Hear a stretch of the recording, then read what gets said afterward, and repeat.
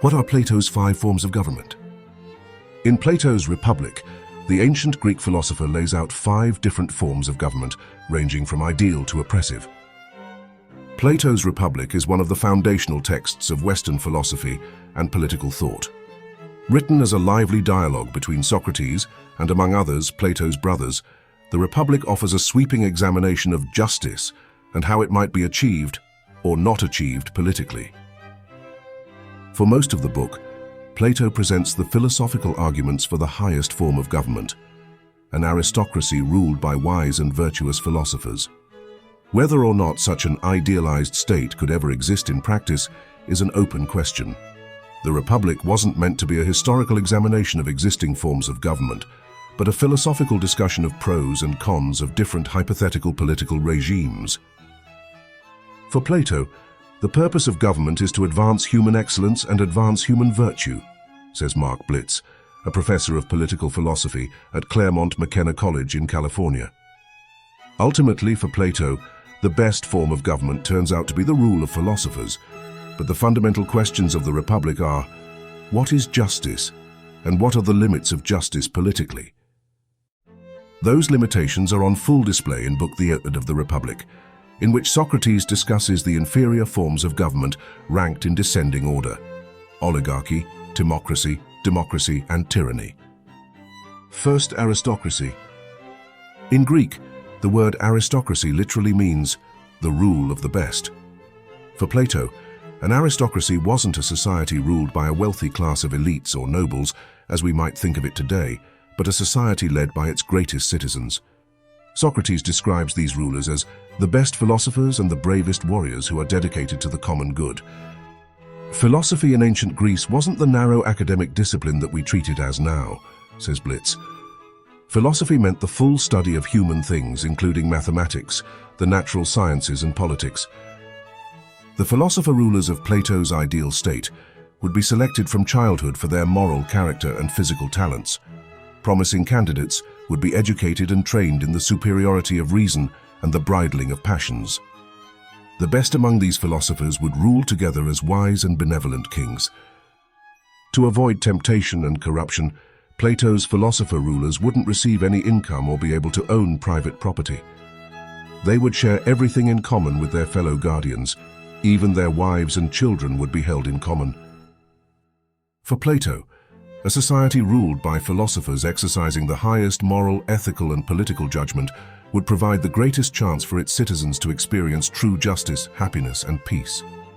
But Plato must have also known that such a government was, if not literally impossible, at least extraordinarily unlikely, says Blitz, author of Plato's Political Philosophy. What Plato meant by a true philosopher, you can probably count on 2 hands and 2 feet the number that have ever lived. You're talking about Aristotle, Locke, Hegel. In a single generation, you may not have any of these extraordinary figures, let alone a few of them. Because Plato recognized that a true philosophical aristocracy, if achievable, would be short-lived, he used Book the 8 of the Republic to describe lesser forms of government. Second, timocracy.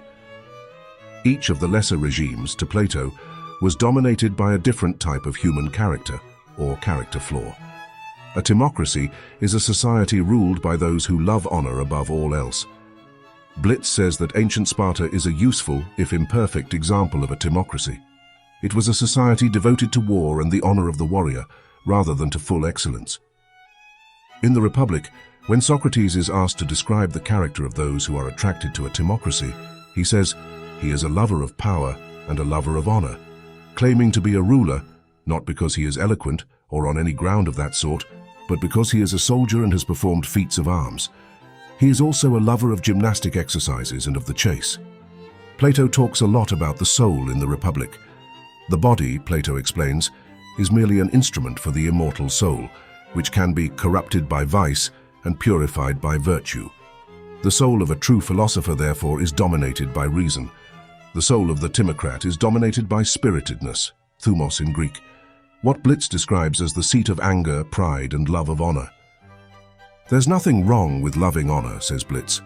It's just insufficient. It's not the full devotion to reason, which Plato holds as the highest condition of the soul. A timocracy, while inferior to an aristocracy, is at least focused on the common good. That can't be said for the next regime, the oligarchy. Third, oligarchy. One of the most dangerous aspects of a timocracy for Plato was how quickly it could degrade into an oligarchy. In an oligarchy, the love of honor is replaced with a selfish and insatiable love of money. In the Republic, Socrates describes an oligarchy as a government resting on a valuation of property, in which the rich have power and the poor man is deprived of it, where one, seeing another grow rich, seeks to rival him, and thus the great mass of the citizens become lovers of money. And so they grow richer and richer, and the more they think of making a fortune, the less they think of virtue.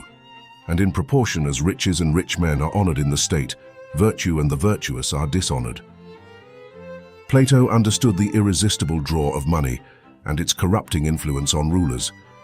That's why, in his perfect society, the philosopher-kings would be paid only in food and shelter, and not allowed to own or accumulate property. When wealth and property are prized above all else, power is concentrated in the hands of a privileged few who will stop at nothing to acquire more. For Plato, economic growth and economic expansion weren't political concerns like they are in capitalist democracies today. In general, Plato would have looked askance at the whole project of economic growth and human accumulation, says Blitz. Fourth, democracy. Plato didn't celebrate freedom, liberty, and equality as requirements for a just society. In fact, Plato's major gripe with democracy was that it resulted in an excess of liberty. For Plato, one of the challenges of the human condition was to choose between necessary and unnecessary desires. In an aristocracy, that's not a problem, because the philosopher rulers will use their superior abilities to desire only those things that result in the common good.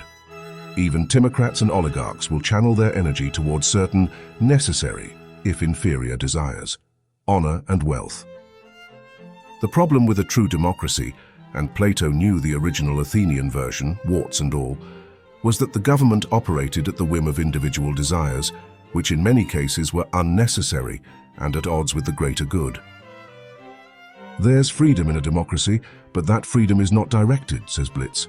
It's open to any kind of desire, which can lead to a kind of lowering or degrading of society. That's why Plato wasn't a big fan of equality either.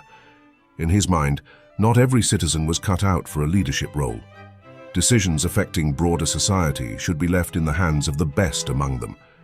That wasn't confined to a certain class or family line, but determined by talent and training.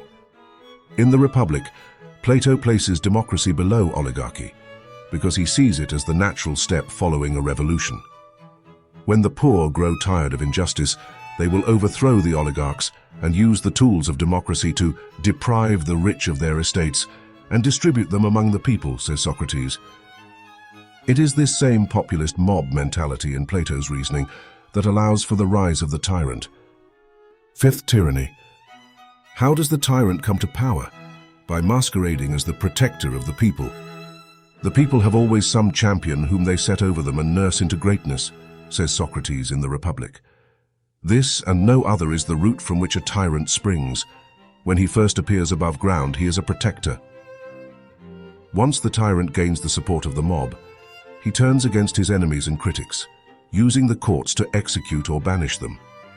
The tyrant constantly stirs up wars to rally his supporters against a foreign enemy and distract them from the fact that their lives aren't improving. Once the people realize they've given the tyrant too much power, it's too late. Their lives are fully in his control. The tyrant, in Plato's political view, is the alter ego of the philosopher. Where the philosopher is only concerned with the common good, the tyrant only cares about himself and his inner circle. Where the philosopher is in control of his unnecessary desires, the tyrant shows no restraint whatsoever. Plato's argument in the Republic is that the tyrant is the most unjust and least happy, and that the philosopher is the most just soul and therefore the happiest, says Blitz.